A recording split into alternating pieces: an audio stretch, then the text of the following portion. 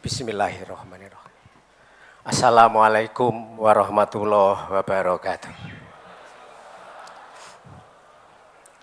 Alhamdulillahilladzi alafa baina qulubikum fasbahtum binikmatihi ihwana wa kuntum ala safa hufratin minan nar fa anqadhakum minha kadzalika yubayyinullahu la'alakum tahtadun. Asyhadu an la ilaha illallah wa asyhadu anna Muhammadar Rasulullah sallallahu alaihi wasallam wa ala alihi ashabihi amma ba'du. Fa ya ayyuhalladzina amanu in ja'akum fasiqun binaba'in fatabayyanu an tusibu qauman bijahalah fatusbihu ala ma fa'altum nadimin. Al-Ustadz Al-Mukarram Kyai Haji Ahmad Sugino yang sangat dimuliakan Allah, para pengurus MTA dan ustadz-ustadz lain serta saudara seiman sebangsa, pendengar radio MTA di seluruh Indonesia dan di luar negeri. Mari bersyukur kepada Allah, hidup di dunia yang singkat ini kita dikaruniai banyak sekali nikmat. Jangan sampai nikmat-nikmat itu dicabut oleh Allah. Salah satu nikmat terbesar adalah ketemu agama Allah yang benar. Yang kedua, mari kita tata hati kita. Karena Allah, karena kalau tidak karena Allah, cuma capek, cuma lelah, tidak dapat apa-apa. Jadi innamal a'malu binniyat. Mari ditata hati kita sampai di sini atau waktu mendengarkan radio atau TV, supaya dibukakan hati kita oleh Allah. Karena nikmat-nikmat ini akan mudah dicabut oleh Allah. Bapak Ibu hadirin, saudaraku yang saya banggakan. Sehat? Waras? Karena banyak orang sehat tapi enggak waras. Orang-orang hebat. Mosok satu orang mobilnya 30. Enggak waras kan? Itu. Satu orang kasusnya 1.800. Itu. Jadi alhamdulillah kita sehat dan waras. Saya ini judek.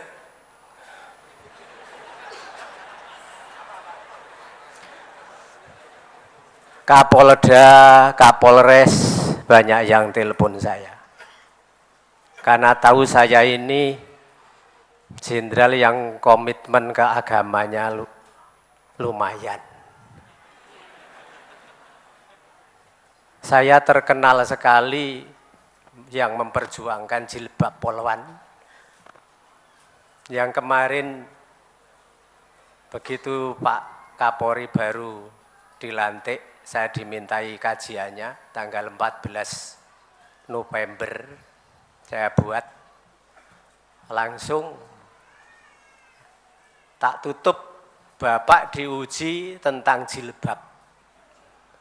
Kalau Bapak tidak lulus soal jilbab ini, Bapak akan dikenang selama-lamanya, tapi dalam arti dikenang tidak baik.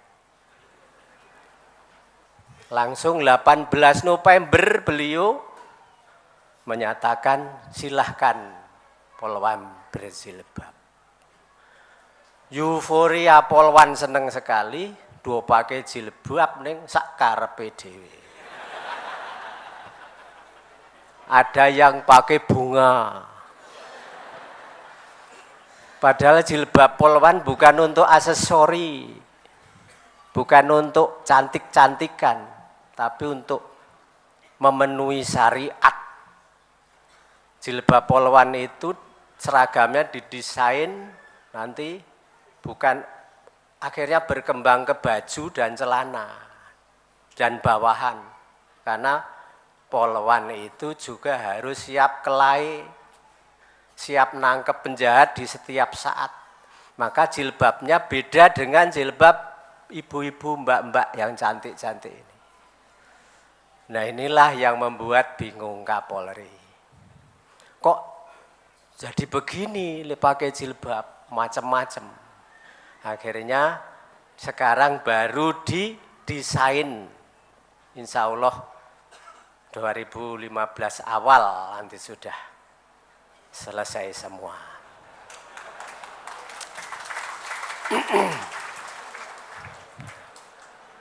Judek yang kedua, Kapolda itu donanya tentang MTA. MTA ini gimana, Jenderal? Lu saya pelajari secara legal, yuridis formal. Dia itu resmi diakui negara, bahkan tahap-tahap pendiriannya juga sangat tertib. Juga diakui oleh berbagai ulama Islam. Bahkan banyak MUI yang datang, Depak, Wakil Menteri Agama, bahkan Presiden, Wakil Presiden. Saya saksikan sendiri MTA itu baik. Yang kedua saya telepon Kapolda Jawa Tengah yang membidangi, yang tempatnya ada MTA, tempat pusat. Pak Kapolda juga bilang itu bagus. Saya kesini juga tanya Depak lagi. Bagus. Malah salah satu direktur Profesor Depak kemarin saya tanya, justru jenderal ini yang ngomong, yang bicara, meluruskan saudara-saudara Muslim kita. Insya Allah kalau yang bicara jenderal lebih didengar daripada kami-kami, kata beliau. Sampai saya file itu SMS-nya. Jadi saya kesini itu atas nama pakar kepolisian. Yang saya memang harus ngomong karena saya udah diundang oleh Ustadz besar kita, Pak Ahmad Sukino, sejak tanggal 1 Desember. Saya sibuk, harus 8 Desember saya sibuk, 15 Desember saya sibuk. Nah, alhamdulillah hari ini. Isunya itu yaitu MTA mengharamkan tahlilan. Nah, makanya saya mau nanya, mana yang itu yang Pak, Bapak udah berapa lama ikut MTA? Saya acak ya, ini saya acak ya. Namanya siapa Bapak? Oh, J. 15. J.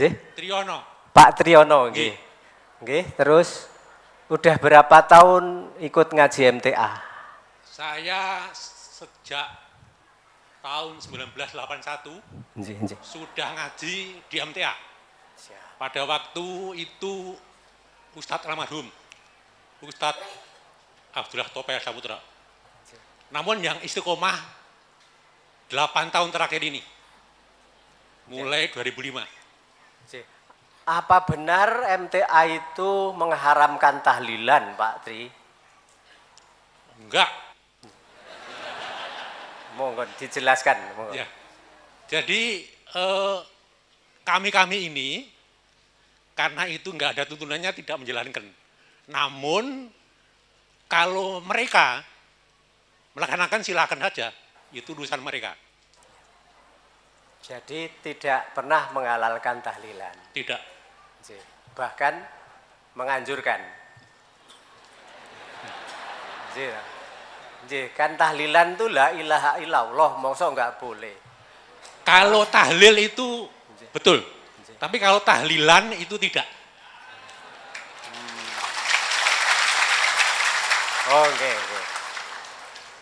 Oke, saya tahu intinya.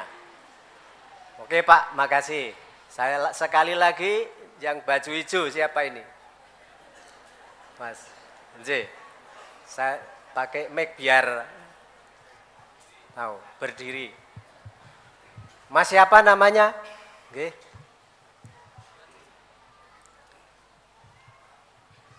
Saya acak, saya enggak apa nu? Siapa namanya Mas? Aan Joko. Sudah lama ikut ngaji di MTA? Insya Allah sudah. Berapa tahun?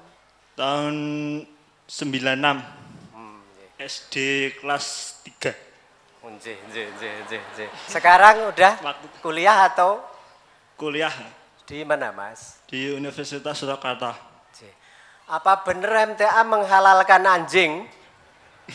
Tidak. Oke. Jadi anjing haram? Iya. Siap. Jelas. Ya. Makasih. Duduk. Jadi jelas ini saya acak, saya enggak merekayasa. Isunya paling gencar, bahkan semua lapor ke saya ulama-ulama penting. Itu mengharamkan tahlilan dan menghalalkan anjing. Ternyata ini saya acak langsung spontan jawabnya gitu. Jadi monggo tahlilan silahkan. Kalau saya diberitahu dari Depak, MTA itu tidak melakukan 3 hari, 7 hari, 40 hari dan lain kematian itu. Betul ya? Nah itu sah-sah saja pendapat itu. Dan MTA tidak apalagi mengharamkan. Melarang juga enggak punya kewenangan apapun untuk melarang-larang orang 3 hari, 7 hari, 40 hari. Itu saudara-saudara kita yang menjalankan gitu nggih, silahkan. Itu penafsiran masing-masing. Ini ya, ini memuaskan saya. Kemudian menghalalkan anjing ternyata juga tidak. Karena Pak Ustadz saya tanya, kalau Pak Ustadz kan bisa menjelaskan. Beliau langsung baca hadis kuludhin nabin minasibak haram. Semua yang bertaring dari binatang buas ya haram. Semua yang bertaring yang di darat itu haram. Termasuk Gadut Kaca. Gadut Kaca nggih bertaring. Juga haram.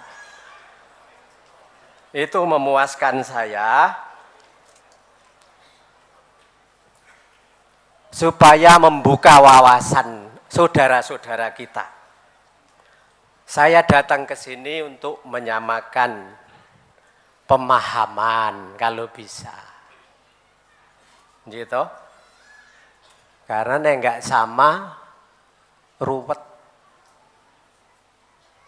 Tahun kemarin musim liburan kayak gini, orang Batak ke Solo, orang Medan makan nasi liwet mbok wongso lemu.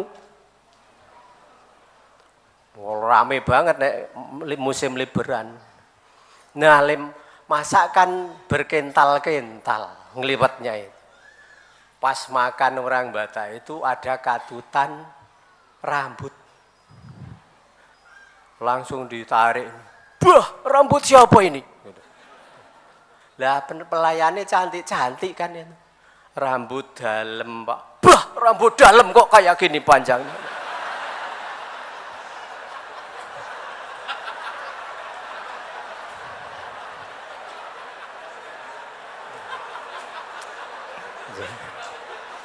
Lah itu orang Medan lawan Solo.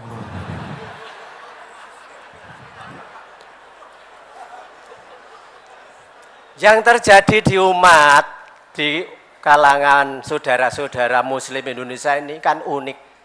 300 juta lebih, 525 suku, 700 bahasa. Agamanya yang dibina 6. Islam, Kristen, Katolik, Hindu, Buddha, Konghucu. Nah, pemahamannya lain-lain. Tentang 3 hari, 7 hari, 40 hari ada. Yang tidak mau itu juga ada. Ini sah semua. Tapi yang penting jangan salah paham, koyok wong Medan karo mbok wongso lemu tadi. Gitu. Nek salah paham nggih tadi. Karena menerjemahkan rambut dalam. Gara-gara rambut dalam itulah orang Batak berduyun-duyun ke Solo.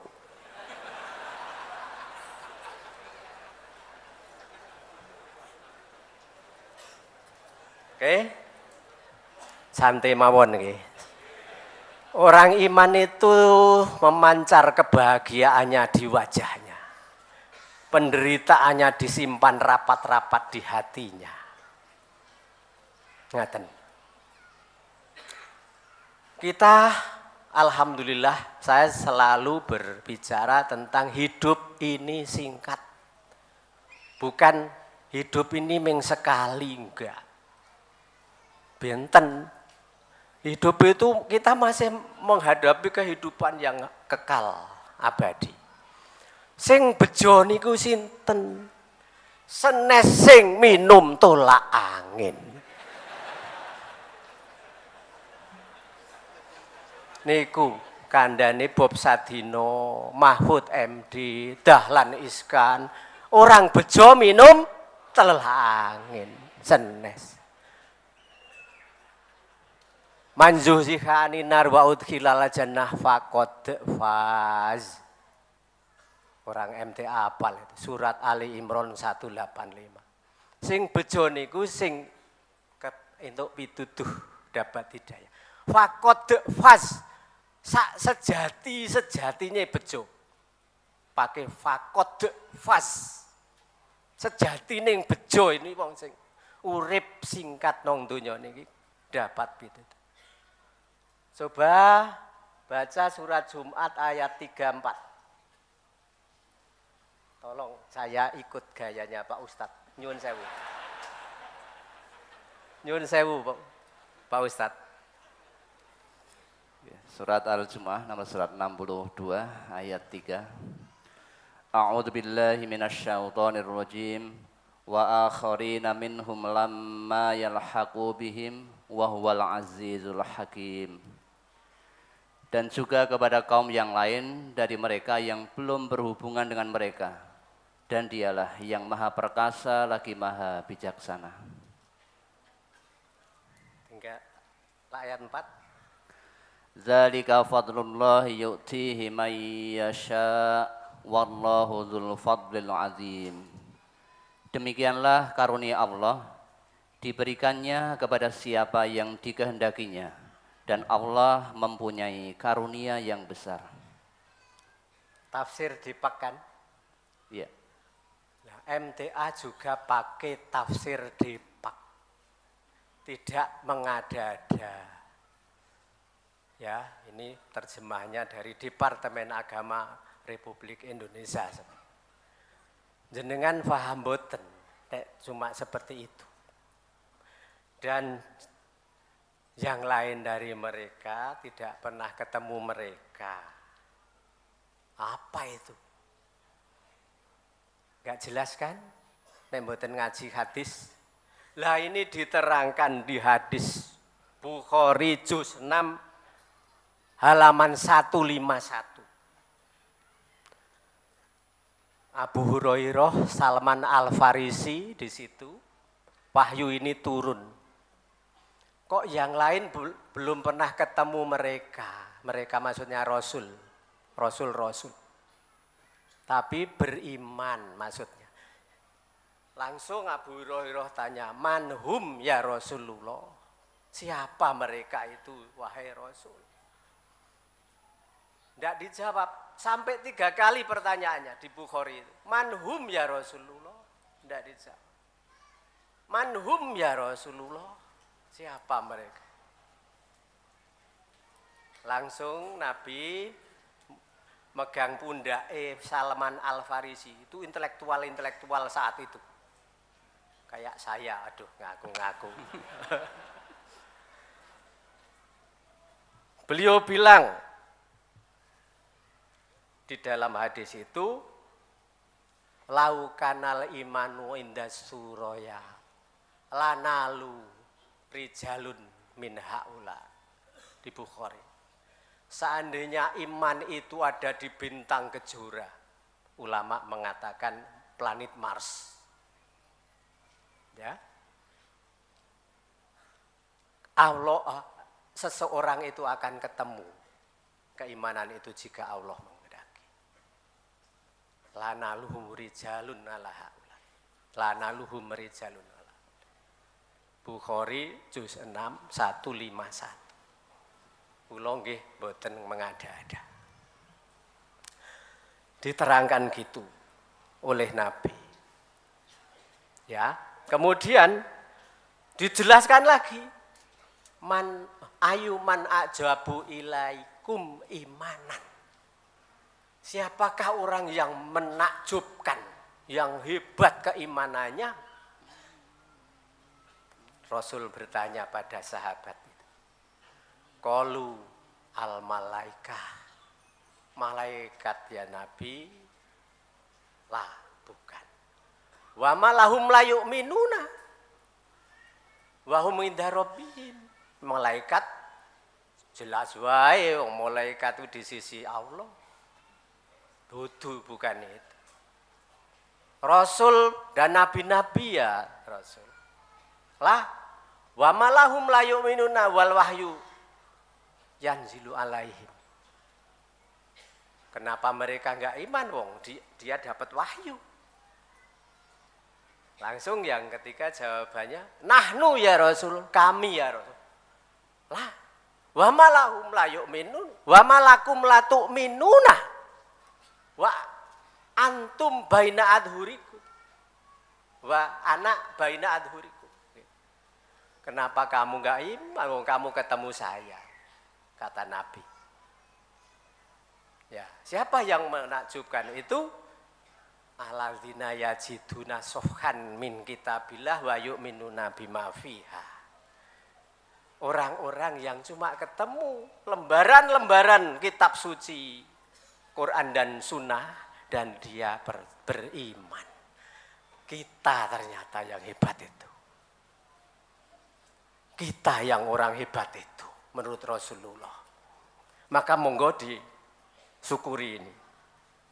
Tapi Nabi bilang, ketika istrinya Ummu Salamah selalu mendengar doa Nabi, ya muqallibal qulub tsabit qalbi ala dini. Ya Tuhan yang membolak-balikkan hati, tetapkanlah aku dalam agamamu. Ummu Salamah, ya Rasul, baginda Rasul ini maksum, dijaga oleh Allah. Kok masih berdoa seperti itu? Ya, itulah Allah. Nabi bersabda, laisa min adamyun, atau laisa adamyun ila wa qalbuhu baina usbu'aihi min asobi ilah. Faman sa'a akoma wa man sa'a azago. Itu Bapak Ibu. Iman kita ini hanya dijepit 2 jari Allah. Ini jepit gini. Nek kita nyanyiakan iman kita, tidak kita ramut dengan baik, tidak syukur dengan keimanan, dilepas oleh Allah. Faman sa'a akoma, Allah bisa menetapkan nek kita syukur. Wa man sa'a zago, nek tidak syukur kita dilepas. Nek dilepas iman kita, mau cari kemana? Gitu, uang bisa dicari, harta bisa dikumpulkan, kesehatan bisa diupayakan, tapi iman. Maka dari itu mari kita syukur. Nikmat tertinggi itu ini. Hidup sekali yang singkat ini, mati sewaktu-waktu tidak tahu, kok ketemu agama Allah yang benar. Kemudian saya juga ada fenomena-fenomena dahsyat sekali.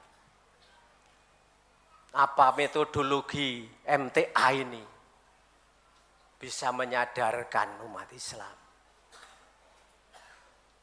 Saya baca di Republika, mungkin bapak-bapak juga baca, sampai saya keliping. Ini, fenomena Hartono. Saya tenang setelah kembali ke Islam. Di Republika saya temukan. Sampai saya keliping. Dia seorang Islam sejak kecil. Masuk Buddha. Masuk Kristen, masuk Buddha, karena tidak ngerti Islam, gitu. Sampai bingung dia, kebingungan. Di umur 25 tahun, dia mendengarkan radio MTA. Ini, mendengarkan radio MTA. 6 bulan yang lalu, dia langsung keluar dari Buddha, kembali masuk Islam. Mudah-mudahan ada ini Pak Hartono. Ada enggak? Pak Hartono, asli Jogja tapi mengembara di mana ini? Di Jakarta Pak. Ini. Sementara fenomena-fenomena macam Hartono ini puluhan juta. Tidak dibina Islamnya, tidak dicerahkan keislamannya. Metodologi MTA ini perlu kita apresiasi. Saya pikir perlu kita teliti, bisa menyadarkan. Ini puluhan ribu yang hadir langsung pagi ini. Belum jutaan yang mendengar di radio dan di TV MTA. Ini Bapak Ibu. Ya. Hingga suatu hari secara tak sengaja ia mendengar radio sebuah stasiun yang menyiarkan tentang Islam, yaitu radio MTA. Ia tertarik mendengarkan ceramah Ustadz Sukino dari Surakarta dan memberikan penjelasan pada pertanyaan dari para pendengar. Ia kagum dan dengan sang ustadz yang bisa menjawab mantap semua pertanyaan dengan memuaskan. Tadi ditanya ini. Saya baru kali ini dengarkan Pak Ustadz ceramah langsung dijawab dengan hadis Quran dan hadis. Gitu kok diwisukan menentang hadis. Oke. Karena saya selaku jenderal, saya mau meluruskan apa adanya. Semua saya bela yang dizalimi, apalagi yang benar-benar itu benar. Oke. Saya akan luruskan semua ini.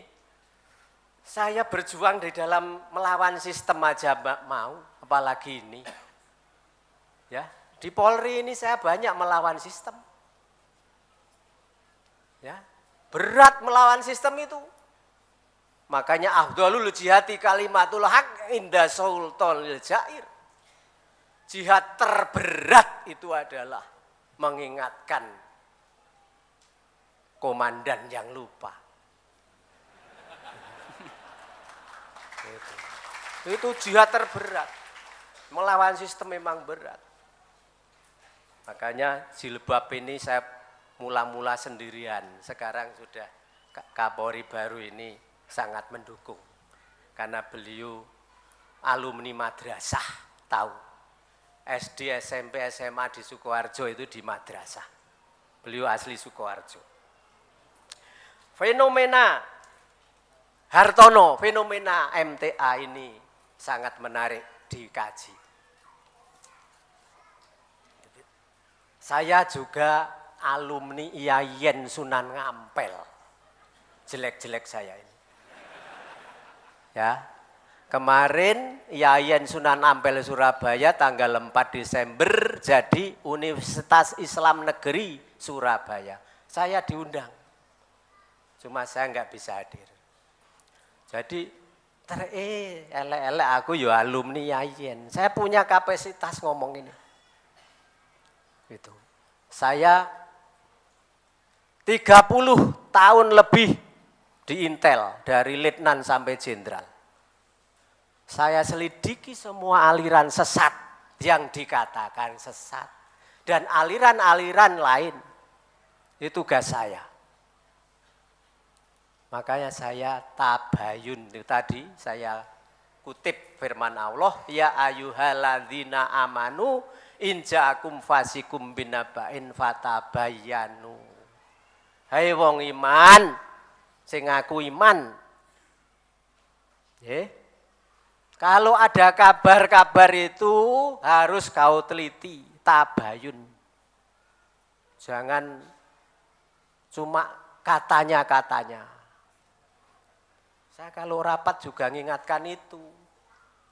Para ulama, saya ini jelek-jelek juga dimasukkan dalam tokoh ulama. Kaget loh saya, kok jadi masuk di lingkungan tokoh ulama saya. Nah ini saya selalu diundang Pak Hasyim Muzadi, Pak Habib Rizik, ya, selalu kumpul tiap bulan 2 kali. Pak Jimli Asidiki, nah, tokoh-tokoh, Pak Hidayat Nur Wahid,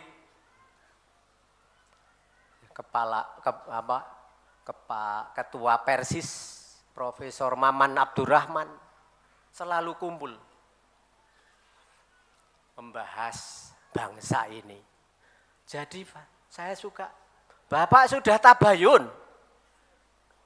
Kalau MTA itu menghalalkan anjing. Bapak sudah tabayun. Kalau MTA itu mengharamkan tahlilan.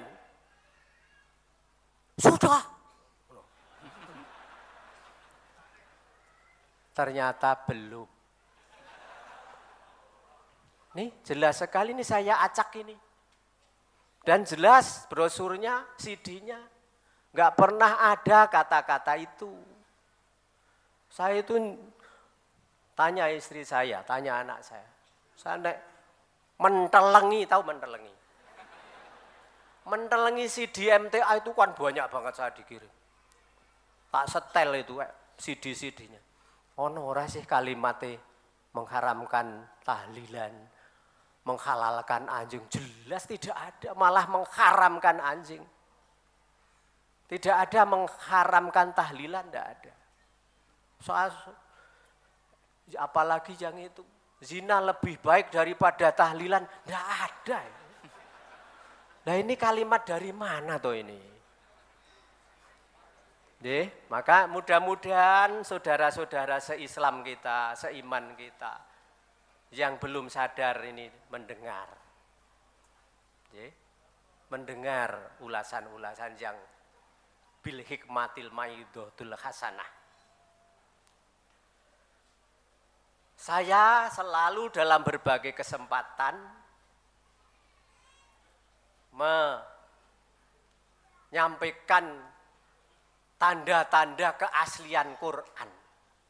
Ya, saya waktu studi di Amerika itu ahli-ahli sosiologi agama yang non-muslim mengatakan hanya tinggal Quran yang asli. Ya, hanya tinggal kitab suci agama-agama itu, kata mereka, hanya tinggal Quran yang asli. Maka saya kemana-mana itu membawa Quran ini. Asli loh ini, bukan kayu putih. Gitu. Ini asli bener. Ya, wong yang bawa yang enggak asli bangga. Kita yang asli bawa malu. Jika hanya bawa pelajari, diamalkan. Tanda-tandanya. Coba baca surat Baqarah 26, Mas. Nah, nyuwun sewu Pak Ustadz.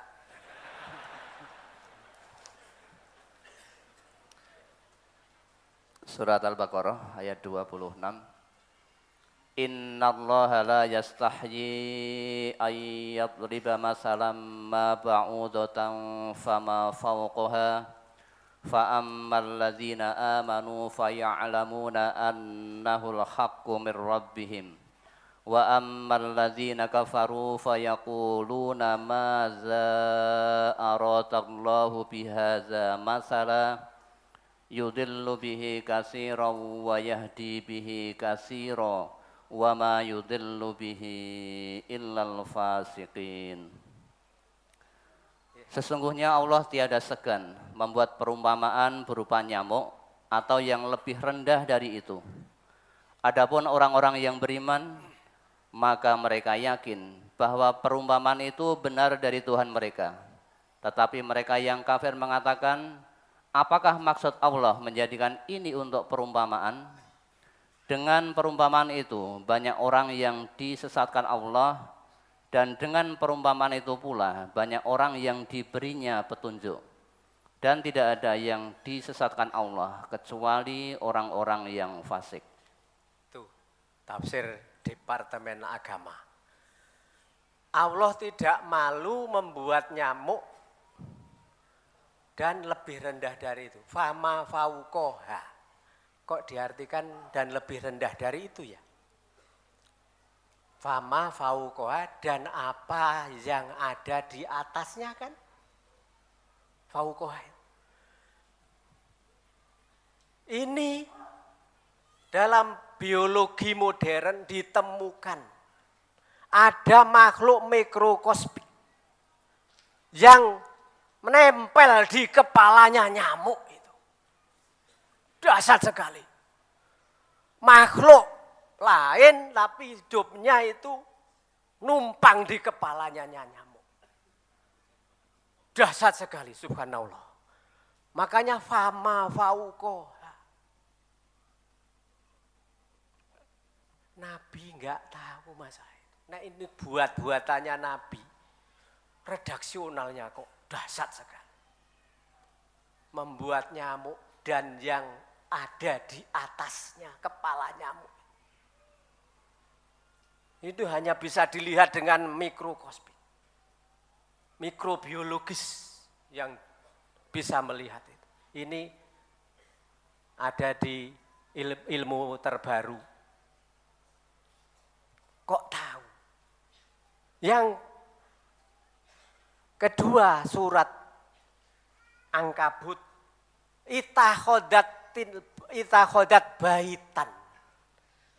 Labah-labah betina itu membuat rumah. Ternyata diselidiki biologi yang membuat rumah labah-labah itu betina. Yang laki-laki cuma ngawini aja. Ini.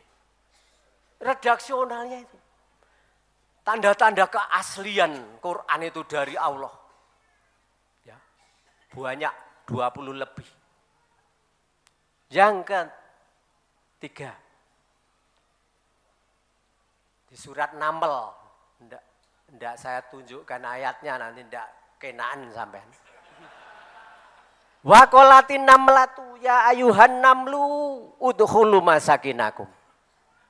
Dan berkatalah semut betina kepada semua semut, wahai semut, masuklah di lubang-lubangmu. Karena tentara Sulaiman sedang berbaris. Nanti kamu akan terinjak-injak, mereka tidak mengetahui. Kenapa? Nyamuk semut betina. Ternyata ratunya semut itu betina. Ini loh redaksionalnya. Sekarang yang ke berapa tadi? 5 ya? Oh, berarti tidak ngantuk. Yang keempat, sejarah. Sekali ini saya minta dibantu. Coba dibaca. Mana tadi?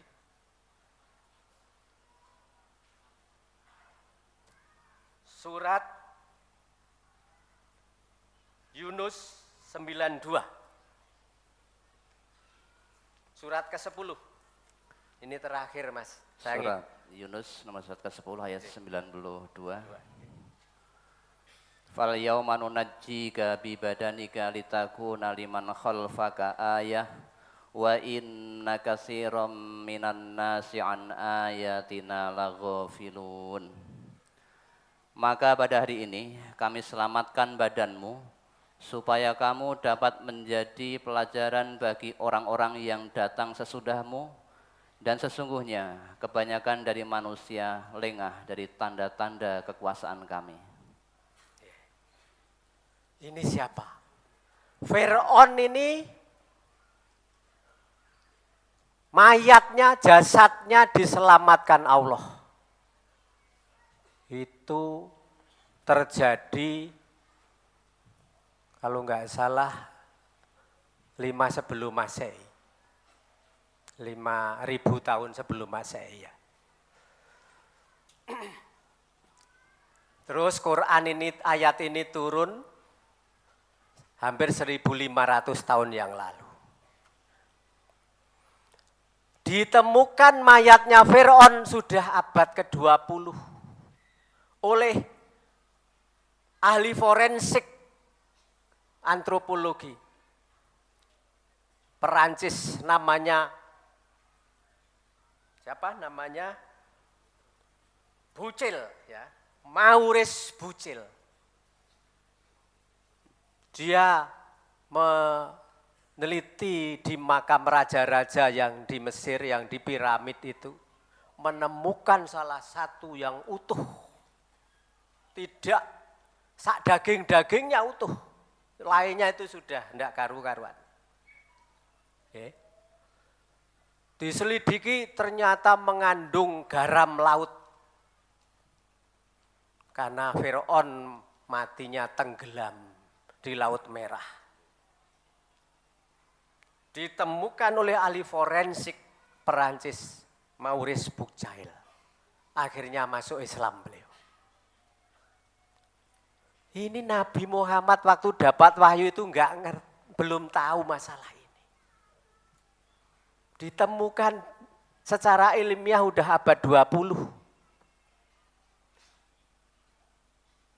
Apakah kita masih ragu dengan Quran?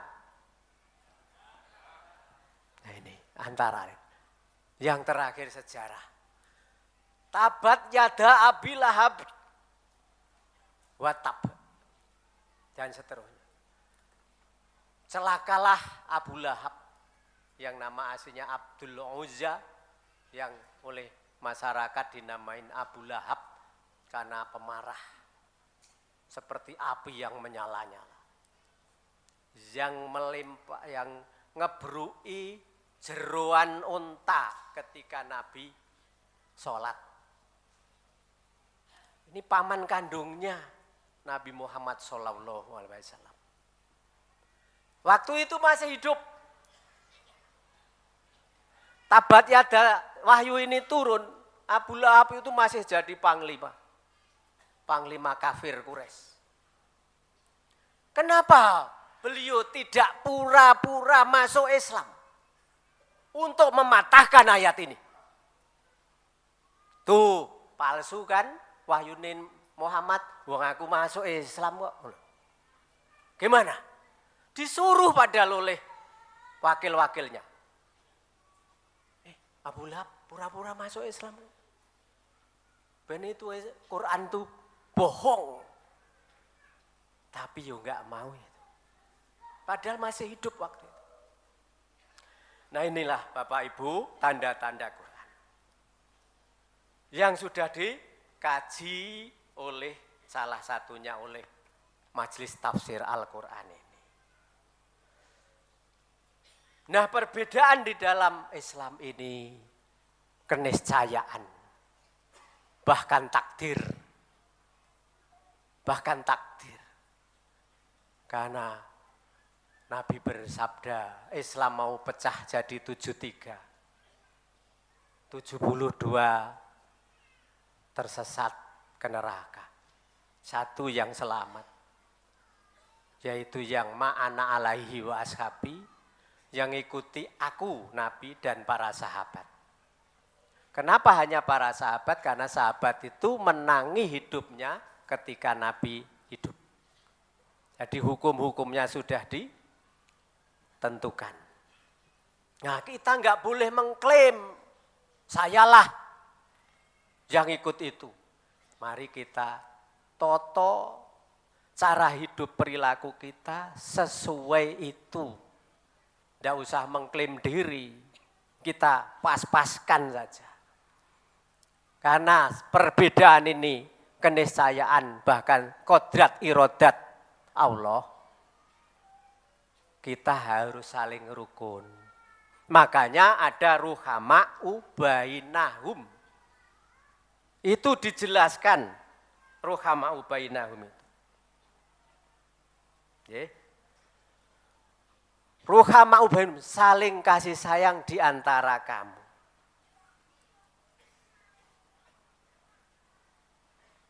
Yeah. Coba sekali lagi saja. Yeah. Mohon izin Pak Ustadz.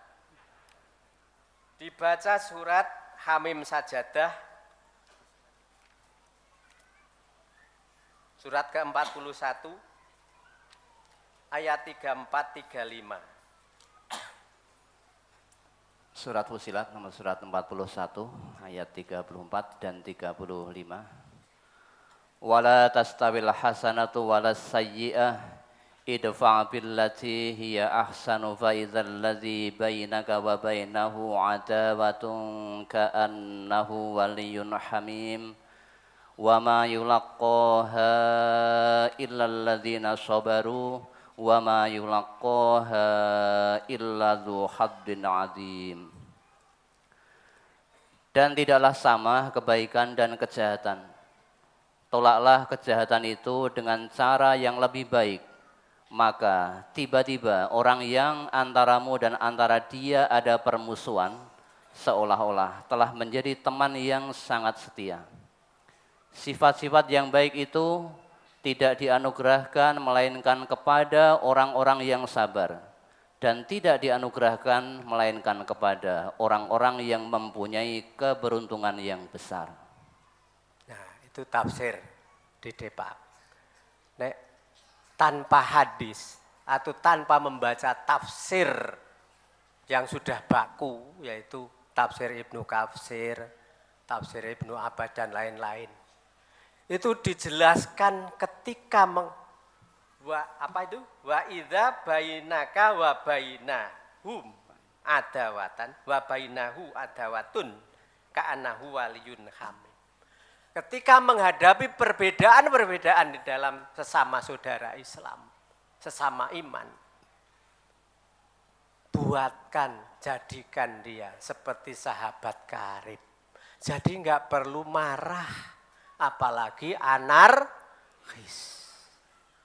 Ini, ka'anahu waliyun, seolah-olah sahabat karib. Sahabat karib itu piye to? Diguablok dari belakang ya ora marah nek ngerti. Wih, kamu toh. Gitu? Coba, nek enggak sahabat karib, jangankan digablok dari belakang, dari depannya marah. Gitu? Dipisuin. Nek saudara karib, sahabat karib itu saling ruhama'u bainahum. Ini di tafsir Ibnu Katsir juz 7 halaman 181.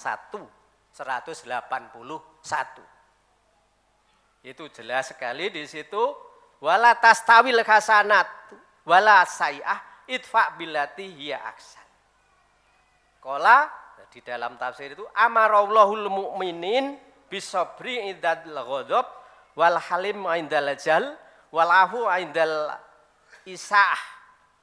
Orang mukmin sifatnya itu sabar ketika marah. Marahi kon sabar. Gitu.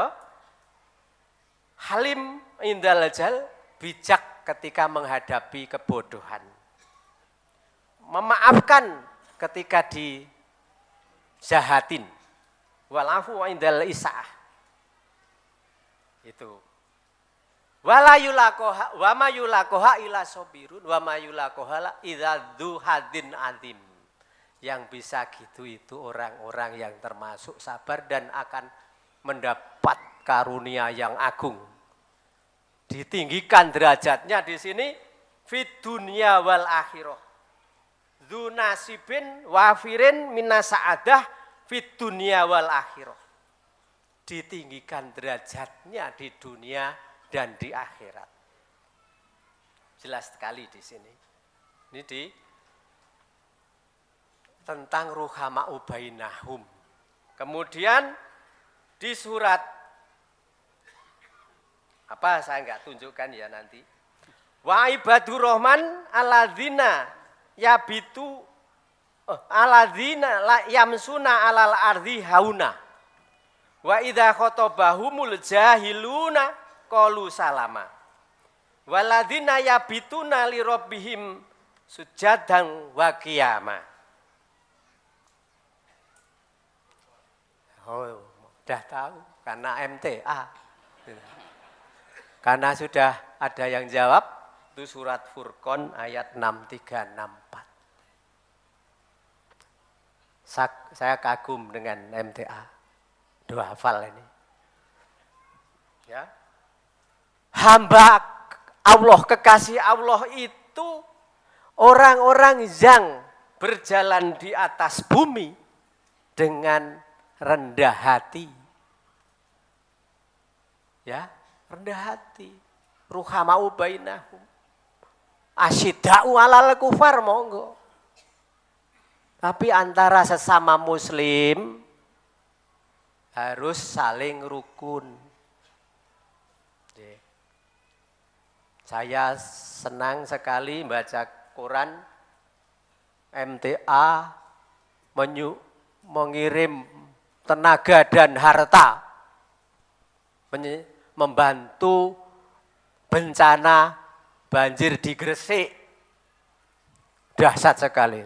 Ribuan nasi bungkus dibagi dengan perahu karet, dengan 500-an tenaga SAR dari MTA.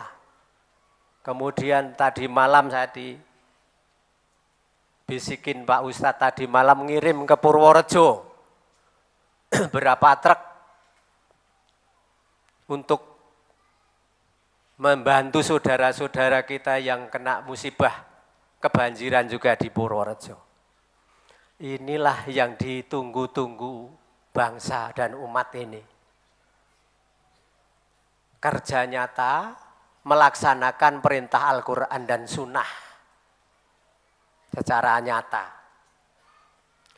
Ini semoga Allah meridhoi, memberi pahala yang berlimpah derajat yang tinggi di dunia dan akhirat. Surat Furqan. Wa idza khotabahumul jahiluna qalu salama.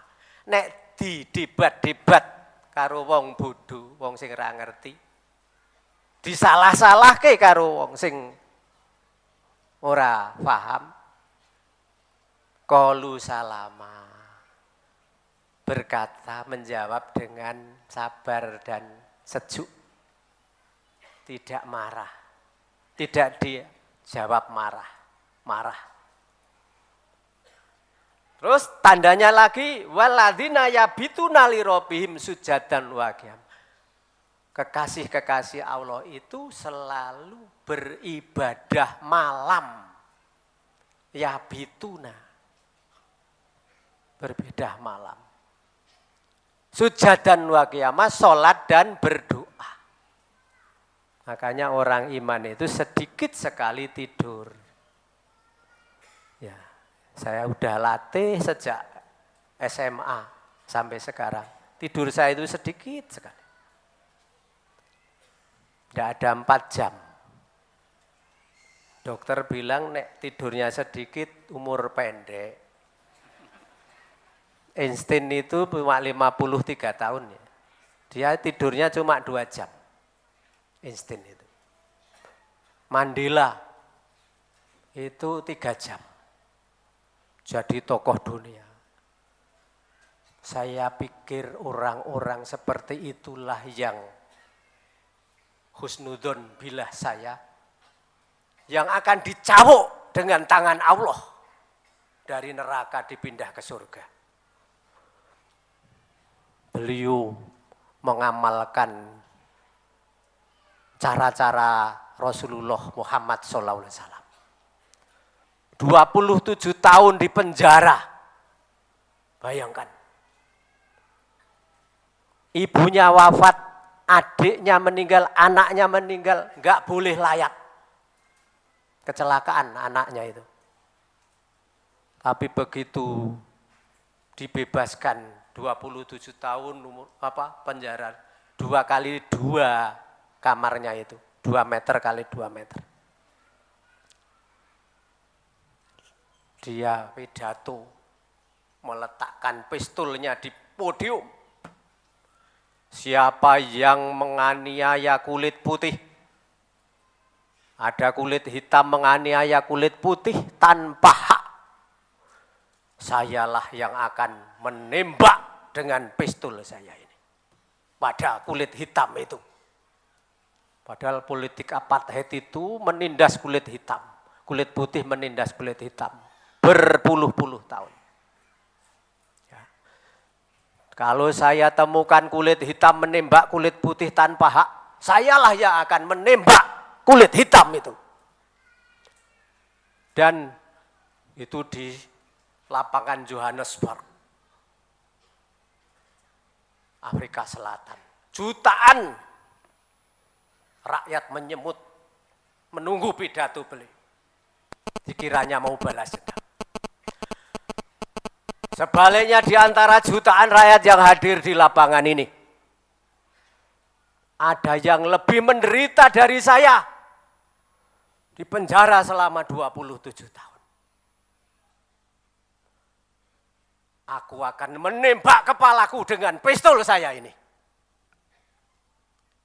Itulah Mandela. Tidak ada dendam.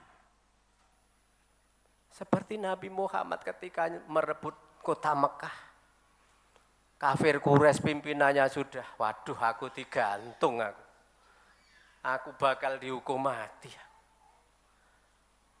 Tapi apa? Siapa yang masuk Ka'bah selamat. Siapa yang masuk di rumah Abu Sufyan, panglima perang mereka, selamat. Betapa mulianya. Kok yang ngikuti malah Tuan Nelson Mandela. Kita penuh dendam, saling dendam. Nah, beda sedikit, koyo arep ngledak-ngledak.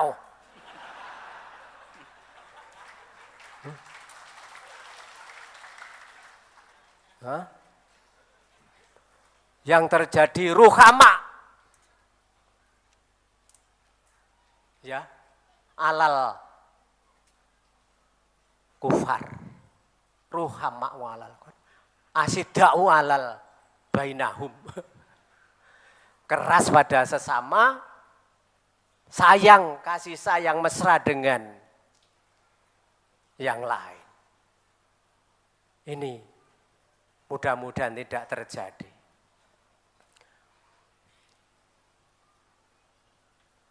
Ground Zero WTC New York itu dibeli orang Islam.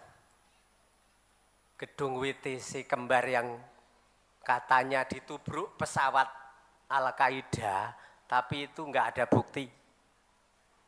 Hanya pasal gregetan nih, George Bush pengen membinasakan Islam.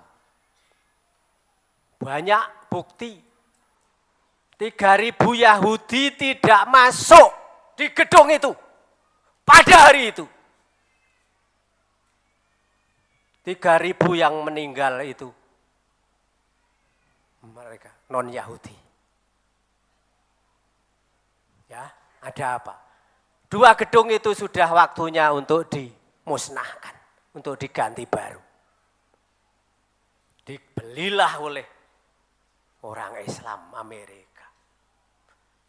Mau didirikan masjid, Presiden sudah setuju, Obama sudah setuju. Wali kota New York nolak, sampai sekarang blangkrak. Umat Islam Amerika tidak lalu sholat di depan gedung putih, demo tidak. Coba bandingkan dengan kasus Bogor, Gereja Yasmin. Kamu nggak boleh buat gereja di situ. Kamu dikasih tanah di sana kalau mau. Yang terjadi umat mereka sembahyang di depan istana. Makanya dunia menilai Indonesia paling toleran di dunia dan akhirat.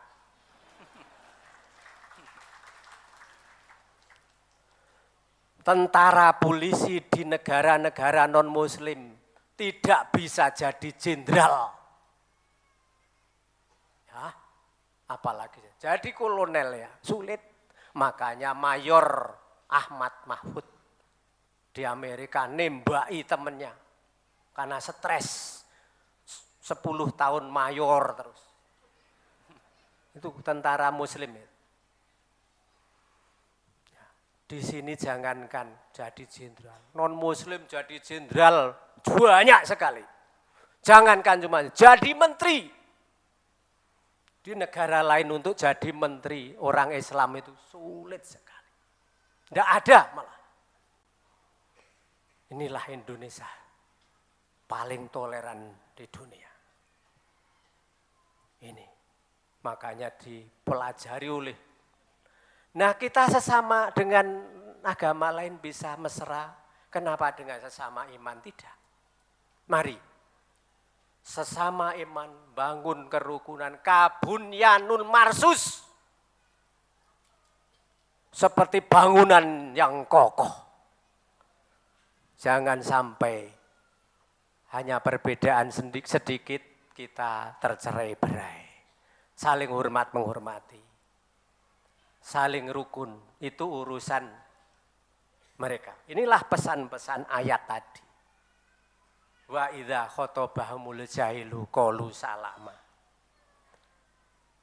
Tadi yang pertama, idfa billati hiya aksan fa idzal ladzi bainaka wa bainahu adawatun ka'annahu waliyun hamim. Seperti sahabat karib. Itu. Saya pikir ceramah saya tawasau ya, bukan tausiah, tawasau. Sudah cukup panjang lebar silaturahim saya yang ketiga ini. Yang pertama, kedua saya mewakili Kapolri ke sini. Ini silaturahim pribadi saya. Karena diundang oleh Pak Ustadz berkali-kali, baru sempat ini. Tanggal 1 di Mon, tanggal 8, tanggal 15, baru bisa tanggal 22 ini. Saya bersyukur sekali bisa silaturahim. Cobaan-cobaan membawakan agama Allah itu memang kadang-kadang ada rasa takut. Gitu? Walanabluwannakum bisai minal khaufi. Pertama itu takut juga, dikasih rasa takut. Walju ekonomi. Gitu? Kekurangan ekonomi. Rasa takut itu harus di-manage, dikelola. Jangan takut wala tahzan, wala khaufun wala tahzan. Jangan takut, jangan sedih. Rasa takut dikelola karena rasa takut itu kadang-kadang tidak rasional. Saya jadi polisi, semua fungsi sudah saya lakukan. Sampai saya komandan Brimob. Saya tukang kelahi saya. Saya nyerbu asrama, nyerbu apa itu sudah saya lakukan. Yura mati-mati. Ya. Sama pretilin. Malah ketemu komandannya saya. Saya menguasai Los Palos Air Merah, Timur-Timur. Di hutan, 3 tahun.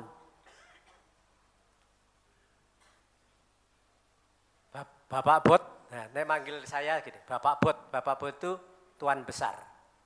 Bapak Bot tadi malam lewat sana ya, komandannya itu, siang-siang kan. Loh kok kamu tahu? Seanak buah saya. Kalau bukan Bapak Bot sudah kami sanggung. Sanggung itu udah ditembak. Kenapa? Bapak Bot baik. Keluarga saya suka Bapak Bot kasih obat. Saya suka bawa obat, tak bagi ke masyarakat. Ya obat-obat murah itu. Pil, bodrek. Enggak sampai 10.000. Ternyata ngerangkul jangankan orang biasa, musuh iso tunduk. Gitu. Rasa takut dikelola dengan baik. Itu. Nah itu tak sampaikan waktu saya komandan Klaten, saya pakai JBL, jagung besuk layat. Kapolsek tak kumpul ke nek ono wargamu opnam lapor ya, aku arep besuk. Nek ono wargamu meninggal lapor ya, aku arep layat. Ini ada saksinya Kiai Haji Suranto, tokoh Klaten, selalu dampingi saya waktu saya komandan Klaten. Saya cuma 9 bulan di Klaten tapi sampai sekarang masyarakat Klaten cinta sekali sama saya. Yaitu karena JBL tadi, jagung besuk layat. Mosok arep kaya Timur-Timur tak bagain obat. Nah di sana kaya-kaya orang Klaten itu. Di Timur-Timur tak bagi obat. Musuh saya, komandannya musuh, pretilin. Bapak Bot semalam lewat sana ya. Kalau bukan Bapak Bot sudah kami sanggung.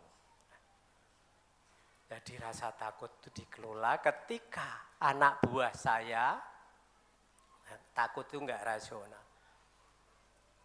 Dari Dili ke Air Merah itu 60-an kilo. Kendaraan sana enggak kayak di sini, banyak. Sana itu 1-2, ada truk, salah satunya bawa peti mati. Hujan, lah namanya anak buah saya itu namanya TBO itu tenaga bantuan operasi, Hansip, yang suka membantu pasukan. Nyengklak truk itu, Waduh, ono peti mati, hutan kan. Di tengah jalan di hutan, peti mati ini buka. Langsung gini tangannya.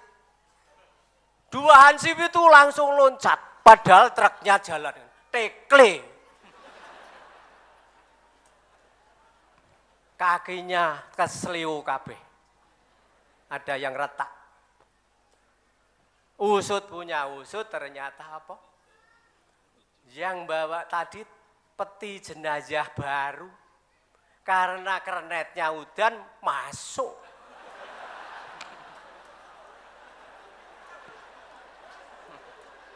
Wes tak ndelik nang peti wong manyar kok. Lah dia mau nyari tanda udane wis terang urung.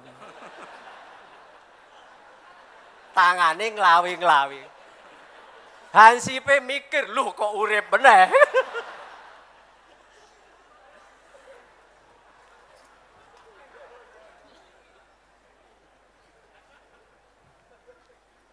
Kalau saya Mbanyol nggak mau bohong karena dosa.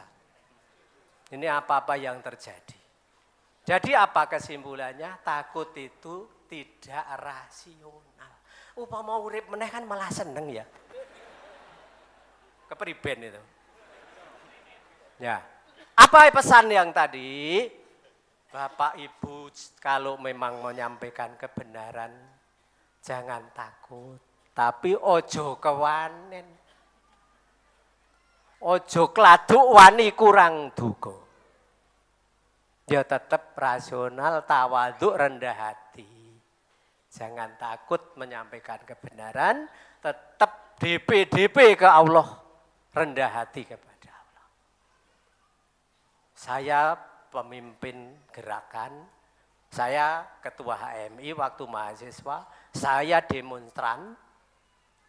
Waktu itu ditangkepi tentara sama polisi. Nek ono helikopter wis lari terbirit-birit. Kurang ajar memang. Tentara polisi ini itu nyetel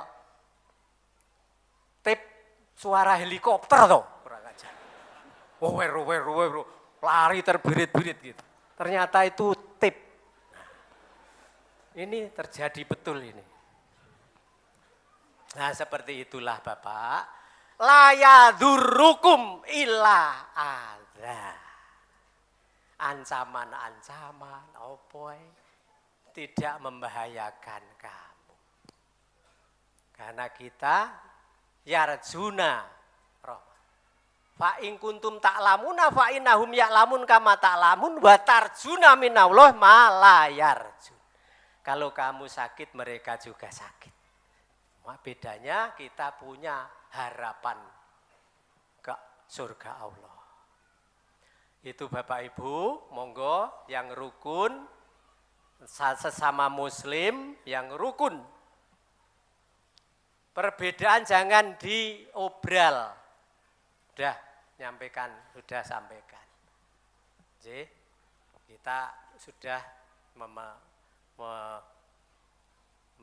mau mengikuti ajaran Allah Rasulullah, nah, kita jangan dibesar-besarkan, itu memang terjadi, sudah jadi takdir, kodrat irodat. Makanya tadi itu fa'idha bainaka wa baina wadahu fa'in ka'annahu waliyun halim, jadikan sahabat karib. Itu saja Bapak Ibu, mudah-mudahan tawasau saya ini bermanfaat. Jika ada keselio lidah, bukan hanya pada yang hadir langsung dengan para pendengar di seluruh pelosok,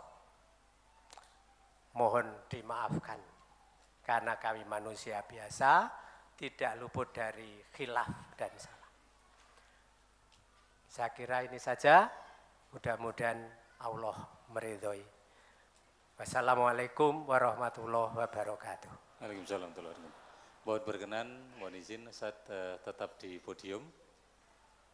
Ada pertama pertanyaan tertulis yang dari Sragen, karena ini masalah teknis. Mohon nanti bisa disampaikan ketika ada Radio Persada, di sana ada sebuah acara namanya TKP, tanya kepada polisi. Jadi karena ini masalah SIM, maka masalah teknis, nah, nanti mohon bisa ditanyakan di sana aja. Kemudian yang kedua, Bapak Jenderal yang saya hormati sebagai pakar hukum, saya mengusulkan kepada Bapak agar para koruptor atau pencuri uang negara dihukum potong tangan, hartanya disita, ya, tidak usah dipenjara, ngebak-baki penjara, itu pun masih harus memberi makan. Sebab uangnya yang miliaran hasil koruptor itu justru untuk biaya operasional di penjara. Mohon memperjuangkannya, kalau potong tangan ini berhasil, diperjuangkan efek jerahnya akan luar biasa. Mau jagong pekewuh, tangannya pernah dipotong, mau jadi pejabat hitung-hitung, karena akan hati-hati sesuai dengan Al-Quran dan hadis. Hukumnya dari Allah pasti adil. Itu yang pertama, Ustadz. Mungkin mohon tanggapan. Terima kasih, ya itu salah satu perjuangan saya. Saya Idul Adha kemarin jadi khotib di Al-Azhar, Jakarta. Isi khotbah saya yaitu antara lain usul saya untuk menjerakan itu dipotong tangan kalau sudah 1 miliar ke atas. Oh, sebelum 1 miliar ke atas malah dihukum mati. Itu dahsyat sekali, makanya usulan saya itu dimuat di Republika lengkap. Bahkan usulan saya tidak usah bukan tidak usah mengubur, tidak usah layat. Itu ditulis di Republika, tidak usah dikubur. Ya nek wong mati ra dikubur ya ora ngerti. Gitu. Tidak usah dilayat. Itu untuk memiriskan keluarganya. Ku sing ngubur kan ming keluargane. Sampai seperti itu untuk menjerakan dan memiskinkan. Semua hartanya disita. Tidak usah dihitung-hitung lagi. Semua hartanya disita. Jadi ini mudah-mudahan paling tidak nek hasil hukum potong tangan itu berhasil dahsyat. Yang usul ke saya, yang nyarankan ke saya itu malah orang-orang non-muslim. Bahkan etnis Cina. Bos-bos Cina non-muslim, tahu saya suka ceramah, itu menghadap saya. Mereka gini, mereka sangat setuju hukum Islam, tapi bukan negara Islam. Mereka sangat setuju hukum Islam, tapi bukan negara Islam. Salah satunya potong tangan.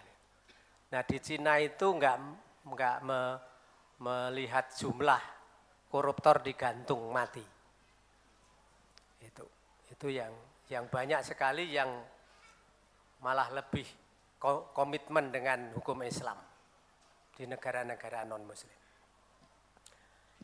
Itu Bapak, pertanyaan Yang sudah kedua, saya jawab. prioritas mana yang harus didahulukan di dalam mengamankan suatu wilayah antara membela yang besar jumlahnya, padahal belum tentu benar, dengan yang jumlahnya sedikit, tetapi juga belum tentu salah. Karena di tempat kami, Kapolseknya memihak yang besar jumlahnya, dengan alasan untuk menjaga stabilitas keamanan, dengan menekan yang jumlahnya sedikit tanpa melihat dahulu akan akar permasalahannya. Bahkan beliau, Kapolsek juga mengatakan, negara kita negara hukum, jadi segala sesuatu harus berlandaskan hukum. Tetapi sekalipun demikian, kalau memang mengganggu stabilitas keamanan, ya harus dihentikan. Mohon tanggapan Jenderal. Ini peristiwa-peristiwa yang sering terjadi. Klasik tapi sangat mengganggu. Ya memang kalau hukum formal itu ya Kita nggak boleh diskriminasi hukum. Hukum harus ditegakkan. Nah, caranya aja yang lebih arif. Jadi tidak bisa seorang kapolsek langsung memihak seperti itu. Harus dengan bijak. Memang hukum berjalan tidak hanya fakta hukum, tapi juga sosiologi hukum. Itu yang selalu kita tata, yang sedang kita tata itu. Sok kalah dengan mayoritas. Makanya yang mayoritas juga harus patuh hukum, menghargai hukum. Apalagi jelas-jelas yang dihadapi adalah saudara sendiri. Ya, ini yang kebijakan komandan di lapangan itu harus netral. Porsikan sesuai porsinya, itu namanya adil. Sebagai komandan wilayah ya dia harus menjadi mediator yang baik. Dan ini sudah saya praktekkan di beberapa wilayah yang mengalami seperti itu. Kalau saya ingatkan ya alhamdulillah ada keberanian. Kadang-kadang kapolseknya itu punya komandan, komandannya nggak ngerti juga gitu. Nggak iso ngarah gitu. Jadi tidak perlu terpengaruh besar atau kecil. Itu seorang polisi, makanya Tribrata itu simbolnya benteng. Bukan padi kapas. Benteng itu tempat dilempari batu, dilempari macam-macam. Padi kapas itu untuk kesejahteraan. Jangan padi kapas yang dibesarkan. Polisi itu filosofinya benteng. Tribrata itu di topinya itu benteng. Itulah bisa difahami oleh polisi-polisi. Jangan terpengaruh mayoritas minoritas. Kalau melanggar hukum ya harus ditindak. Ini ya yang baru kita terus perjuangkan. Ini mudah-mudahan para komandan, para polisi mendengarkan ini. Terima kasih. Baik, di tempat kami, daerah Magetan, satu cabang di demo masyarakat dengan alasan MTA mengharamkan sego berkat, menghalalkan anjing, mengerjakan ibadah tanpa fikih. Yang mengherankan adalah pernyataan seorang Intel Polsek yang mengatakan bahwa MTA Cabang Barat ini salah karena tidak meminta izin dulu ke desa tempat ngaji. Walau sudah ada pemberitahuan, kepolisian mempunyai peraturan sendiri, beda yang dianut MTA. Pertanyaannya, pernyataan Pak Polisi yang demikian tadi apakah benar, Jenderal? Ini terjadi karena ini oknum yang enggak paham. Jadi terjadi di Purwodadi, terus di Magetan. Ya. Kalau kasus-kasus kasuistis gini selalu muncul karena memang harus disosialisasikan itu undang-undang. Undang-undang. Kita memang punya sebagai warga negara, kita ini punya kewajiban kalau mau kumpul-kumpul memberitahu. Itu kalau sifatnya insidentil. Tapi kalau sudah pengajian rutin ya sebetulnya enggak perlu. Yang penting polisi sebagai pengayom pelayan itu justru yang lebih aktif. Ya, ini sudah dilakukan dengan baik di Indonesia, di manakala berkaitan dengan kegiatan agama. Seandainya meludak ke jalan, jalannya ditutup atau dibagi dua oleh polisi kita. Beda dengan di Eropa. Kami beberapa waktu yang lalu sholat Jumat di Perancis, di Paris, meludak ke jalan karena tidak muat. Yang sholat di jalan itu dipukulin polisi. Pas sujud itu dipukulin, nggak ngerti mereka. Nah itu apa namanya, salah satu ibadah. Kalau di Indonesia ada kegiatan agama yang meludak ke jalan, polisinya lebih aktif mengamankan jalan itu. Di Eropa itu karena nggak tahu, malah yang sholat tuh nggak boleh keluar dari masjid sampai ke jalan. Nah ini monggo dipraktekkan juga oleh polisi-polisi yang kasus lain di Indonesia. Seandainya masalah-masalah keagamaan yang jelas dijamin Undang-Undang Dasar 45. Apalagi kegiatan MTA ini juga sangat legal. Ini ikut diamankan. Jangan dengan alasan apapun tidak ada hak untuk melarang-larang. Karena semua ada aturan hukumnya. Nah inilah yang kita kaji siang ini, jangan jadikan perbedaan menjadi kendala. Fa'idza bainaka wa bainahu adawatun. Ada perbedaan, perselisihan. Ya, jangan dijadikan kendala. Untuk rukun ka'annahu waliyun hamim. Jadikanlah seperti sahabat karib tadi. Ka'annahu, seolah-olah jadikan sebagai sahabat karib. Ini saya pesan-pesan untuk ruhama'u bainahum itu di sini. Jangan sampai memperbesar perbedaan terus kita tidak rukun. Saling hormat menghormati. Saya kira itu cukup. Sudah. Mohon izin lagi Jenderal, silakan pertanyaan langsung. Setiap lantai satu dulu, sebutkan mic nomor berapa? 26. 25. 25 Ustaz. Bentar, 25. Nomor 38. Nomor 3 Pak Ustaz. Bentar. Tadi 25. 38. 38. 26. Terus Putri ada? Tidak ada. Berapa terakhir? 39. 39. Baik, kita mulai 25. Silakan.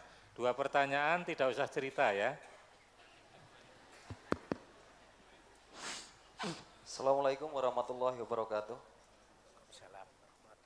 Dari lantai 1 Ustaz, dari nama Pak Eno, alamat Gebang Masaran Sragen.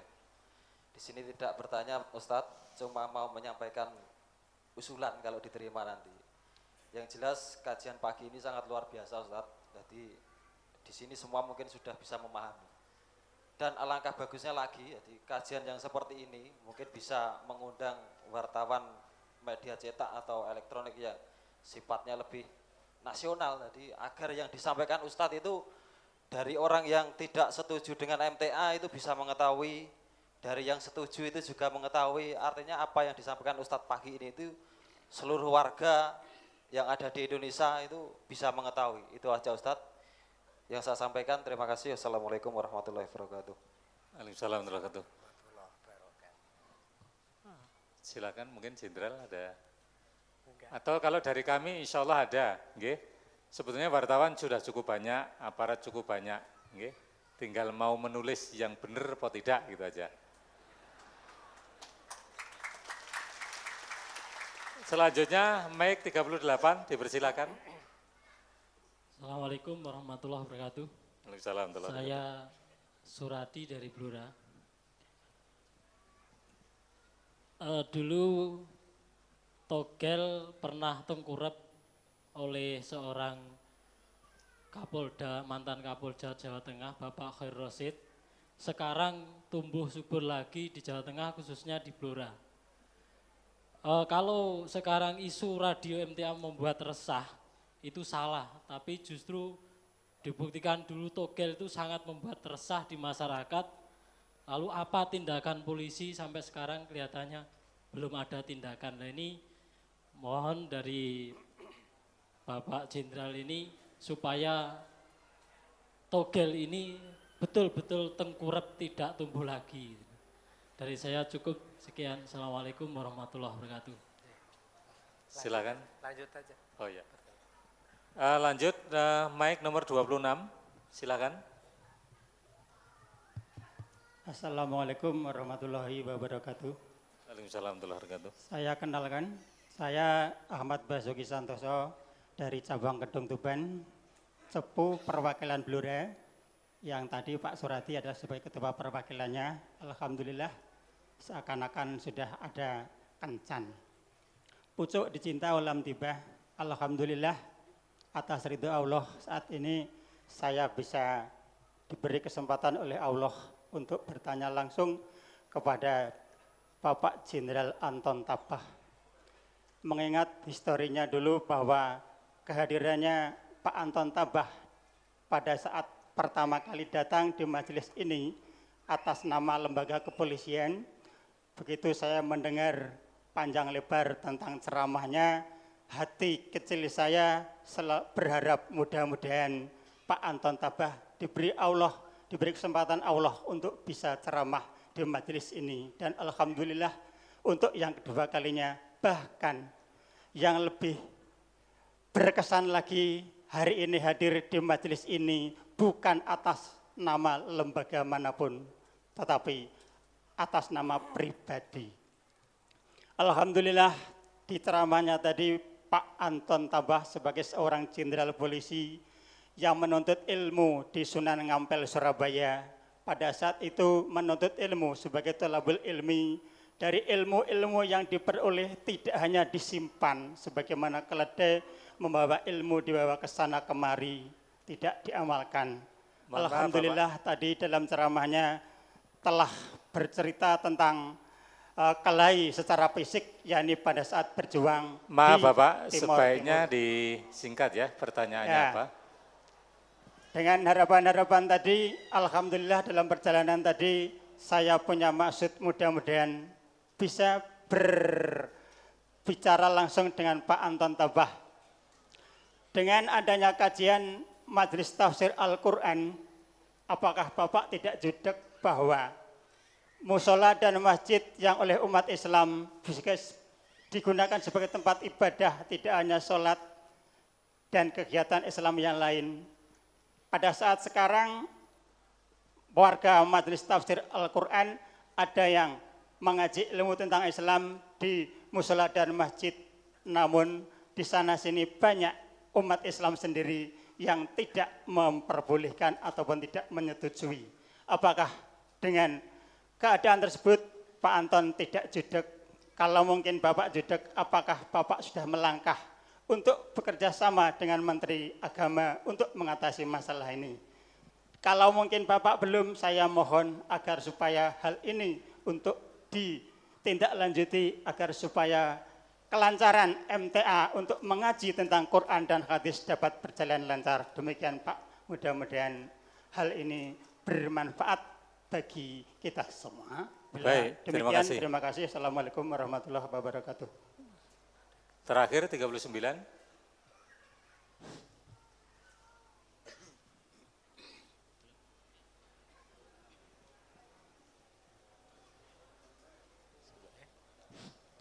Assalamualaikum warahmatullahi wabarakatuh. Silakan berdiri. Mana? Oh, lantai 4, baik. Saya perkenalkan diri, saya Bapak Gino dari Brebes.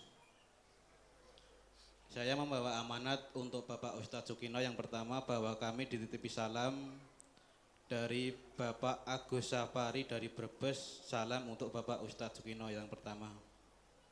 Yang kedua, saya ingin bertanya kepada Bapak Jenderal bahwa tadi Bapak Jenderal sudah menanyakan kepada kami tentang MTA lah. Waktu itu kan belum disimpulkan. Saya sekarang bertanya bagaimana pemahaman Bapak atau kesimpulan Bapak tentang MTA. Itu saja. Assalamualaikum warahmatullahi wabarakatuh. Waalaikumsalam. Dipersilakan Jenderal untuk bisa menanggapi. Ada 4 pertanyaan atau unek-unek ya, yang mewakili dari semua umat. Memang media ini penting. Kekalahan umat Islam itu di media. Di seluruh dunia, umat Islam itu kalahnya di media. Secara mikro di Indonesia, media umat Islam juga kalah dengan media non-Muslim. Kemarin yang mendapat penghargaan internasional di Mesir juga koran yang non-Muslim. Ini pemanfaatan media, mengelola media ini contoh yang menyedihkan karena ketidakkerukunan tadi. Kita besar ya, di hadis Bukhari, Muslim semua, Nabi berkata, yusikul umamu ya, antada'a kama tada'al akilatu ala qasaiha. Bangsa-bangsa dunia ini meninggalkan orang Muslim seperti meninggalkan orang makan, meninggalkan piring. Lalu sahabat bertanya, amin kilatin nahnu yauma idin. Apakah karena kami sedikit ya Rasul? Nabi menjawab, bal antum katsir yauma idin. Kamu banyak ketika itu. Walakin kazzabati sail, tapi seperti buih. Ini secara umum saya jawab. Kita kalah di media, pendidikan, dan ekonomi secara umum. Penemuan-penemuan ilmu teknologi itu hanya jaya ketika zaman Nabi Muhammad dan sahabat. Penemuan kedokteran, fotografi, dan lain-lain ketika itu. Setelah itu diambil alih Barat. Nah, secara mikro juga begitu. Perjuangan lewat media ini juga sangat efektif. Salah satunya ya MTA ini, menggunakan media radio. Jadi bisa menerjang ruang waktu. Berapa ratus ribu umat Islam tersadarkan dari cara-cara dakwah melalui media ini. Ini Bapak yang Pak Prayitno Sragen. Mohon didata yang baik, berapa non-muslim yang masuk Islam gara-gara MTA? Melalui MTA sebagai sarana. Karena iman itu juga tidak ujuk-ujuk jatuh, datang, tapi ada perantara. Ini juga di data, saya lihat majalah tadi ada beberapa orang non-muslim masuk Islam, perantaranya radio MTA. Terus yang Islam sudah murtad kembali ke Islam. Ini langkah penting di data. Supaya ini loh MTA sudah kerja. Ada data. Bukan malah membuat lari yang sudah Islam. Karena tidak merasakan manfaatnya Islam. Ini fenomena Pak Hartono tadi banyak sekali. akan lebih leluasa, akan lebih luas lagi kalau MTA juga memanfaatkan media lain. Nah, ini yang disarankan oleh Pak Prayitno tadi.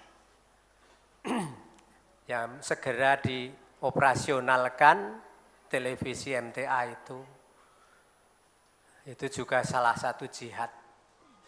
Hidup ini yang kita miliki nanti yang kita amalkan. Harta yang kita temukan di akhirat yang kita infakkan. Makanya saya jihad, bedanya dengan ustadz lain, kalau ustadz cuma jangan mencuri, pencuri itu buruk. Kalau saya jangan mencuri dan pencuri saya tangkap. Ini saya, walaupun saya udah pensiun, saya bisa nelpon Kapolda, Kapolsek, Kapolres, tangkap itu. Itu. Apalagi saya terus menulis buku, nulis di koran, di media. Itu memanfaatkan media tadi sangat bagus caranya saudara kita Pak Prayitno Sragen. Kemudian Pak Suradi Mloro, togel itu salah satu jenis judi. Judi itu merusak, dikiranya enggak merusak. Makanya kalau sekuler itu judi, zina itu bukan crime, bukan kejahatan. Karena crime without victim, tanpa korban katanya. Padahal judi itu korbannya panjang, keluarganya. Tapi manfaatnya ada judi itu, makanya di Quran judi ada manfaatnya. Judi dan miras, minuman keras, khamr itu ada manfaatnya. Tapi manfaatnya kecil, besar sekali bahayanya. Manfaatnya apa nek judi ini? Titen. Nek ra teliti ndak titen kalah terus. Titen sabar lingguh berjam-jam nganti enggak betah melek nggih. Manfaatnya apa? Yaitu titen tadi. Nek ra titen karo kartu iku wis ceki. Lho kok Bapak tahu? Lah aku mantan. Waktu di daerah perang itu saya jadi tahu judi ya di daerah perang. Cuma untuk iseng-iseng, oh gitu toh, hanya ingin tahu, oh, judi itu gitu toh. Bukan nyoba-nyoba, oh, anak buah saya nek tak cegah oh, mutung, malah ra gelem perang. Gitu. Babi saya pernah nyoba tapi ditipu. Babi itu di Dili, di Pak Wali Kota Dili. Wah enak banget, kambing ini mas, kambing muda. Wah enak banget. Udah mau ke hutan, di panser ya. Kita naik panser ya, sama tentara-tentara. Mas Anton tadi enak ya? Iya ya, kambing kok empuk banget ya. Babi kayakmu, kurang ajar gue ya. Jadi saya enggak dosa. Lah nek miras itu apa manfaatnya? Jujur. Nek wis mendem, wis ngomong kabeh nrocos. Itu. Jadi memang seperti itu dunia, Pak Suradi. Tergantung komandane. Waktu Kapolri Pak Tanto judi hilang.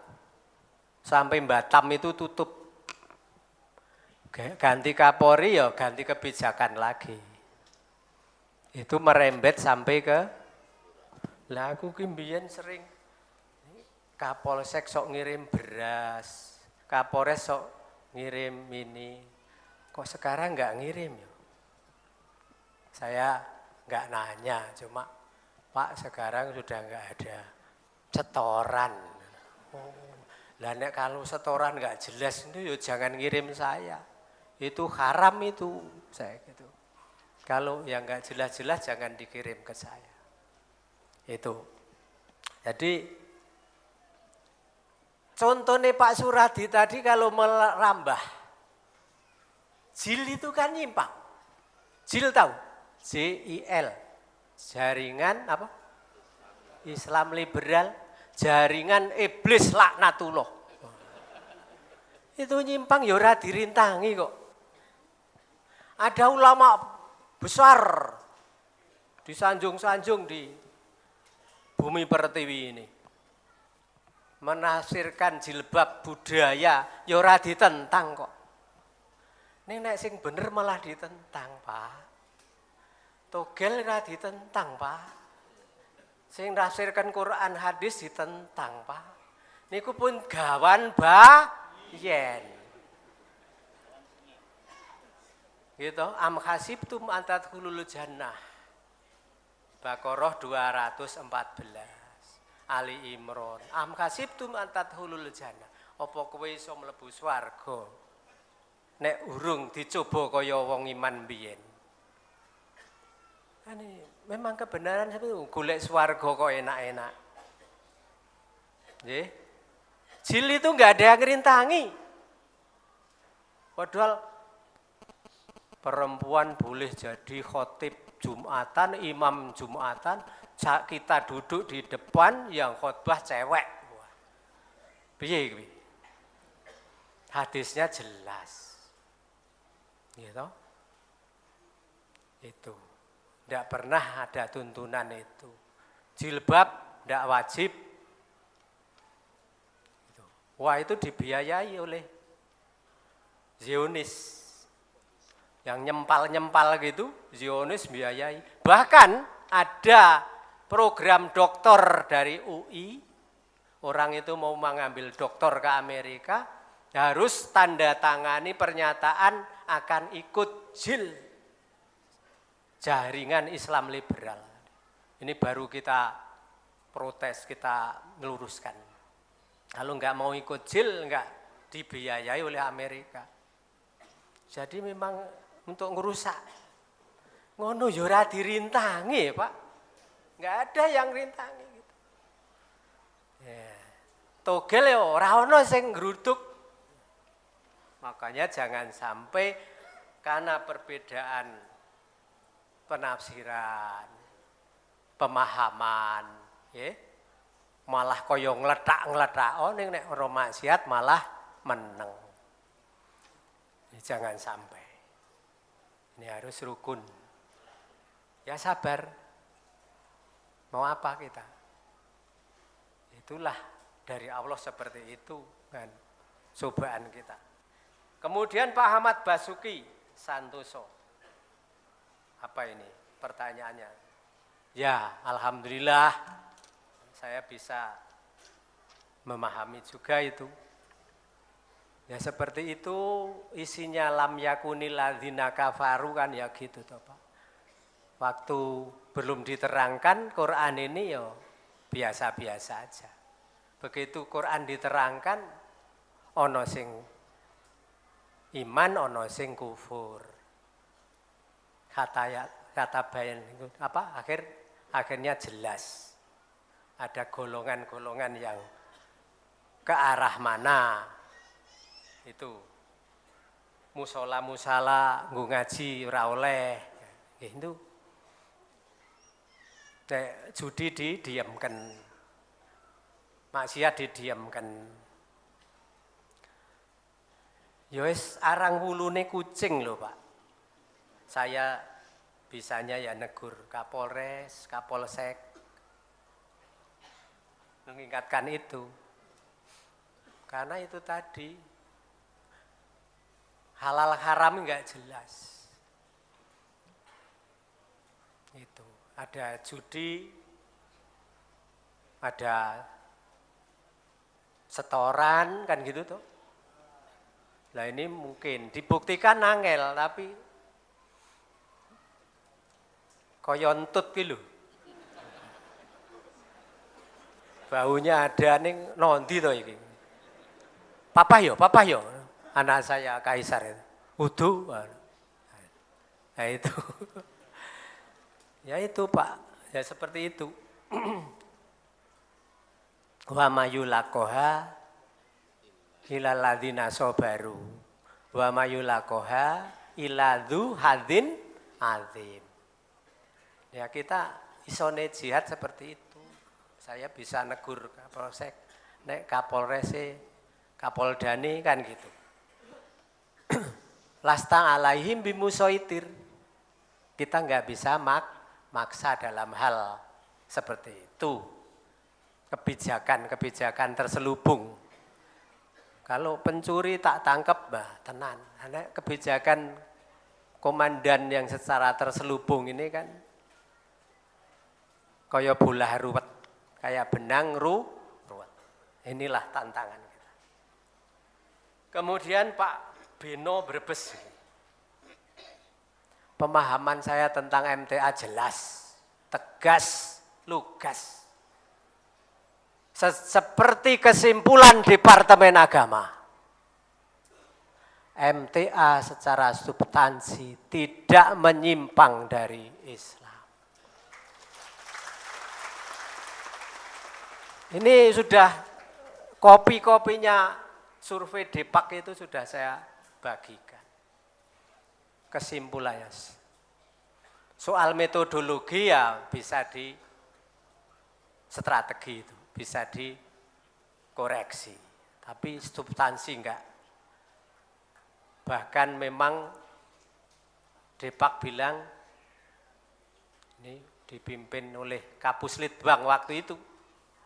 Saya ke sini juga telepon-teleponan Depak. Gimana? Oh iya, Pak Jenderal, Bapak tepat sekali untuk meluruskan berbagai pihak. Karena kalau yang ngomong Depak dan ulama saja, suka enggak didengar. Lah Bapak ini ulama dan polisi. Nah ini, kalimatnya seperti itu, Depak itu. Saya itu kalau kemana-mana bawa data, tanya ke ahlinya, fas'alu ahla dzikri in kuntum la ta'lamun. Karena ini otoritas Depak, ya saya nanya. Kesimpulannya itu, MTA itu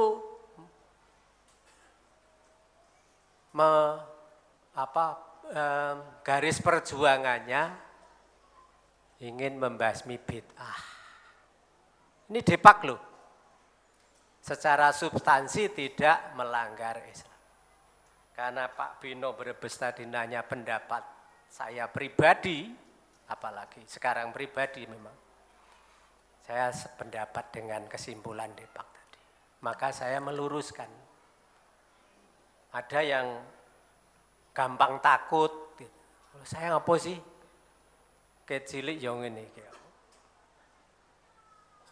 Aku wedi ming karo wong loro. Karo simbok, karo Gusti Allah. Karena tinggal simbok yang hidup. Ayah saya udah wafat. Yang dari Ngodian tahu ini. Tinggal ibu saya yang masih sugeng. Dari PRT iso jadi jenderal ya apa wis ora peng-pengan. Gitu. Ini karena saya berani. Jangankan masalah agama, saya suruh teken anggaran. Waktu Kabid Mitra di Mabes saya kepala bidang kemitraan dalam negeri dan internasional. Anggaran saya besar, tapi nggak pernah nerima. Diterima oleh komandan saya. Mau tutup tahun untuk perpu. Wih, kok miliaran anggaran? Saya nggak mau teken. Dek, kalau Dianton nggak mau teken aku nggak. Piye iki? Loh Pak, nanti aku nak ditangkap KPK. Piye iki aku? Saya berani. Terus semua kolonel waktu itu kolonel saya. Semua kolonel dikumpulkan ke ruang saya untuk menjelaskan itu bahwa nanti tidak akan ada kena KPK ini syarat. Saya sampai hati-hati masalah dunia, apalagi masalah agama. Saya lebih hati-hati, saya lebih berani tanpa obsesi apa-apa kecuali Allah tadi. Jadi seperti itu Pak Beno Brebes mewakili yang lain. Saya akan sampaikan, jangan sampai perbedaan ini jadi menghalangi pemahaman, pengertian, kesaksian kita terhadap kebenaran. Itu. Karena ngerti nek iki bener ning karena ini terus bersikap lain. Itu. Saya pikir itu jawab pertanyaan sudah saya jawab semua. Mudah-mudahan puas. Kalau tidak puas, kita selesaikan secara jantan. Wabillahi taufik wal hidayah. Wassalamualaikum warahmatullahi wabarakatuh. Waalaikumsalam warahmatullahi wabarakatuh.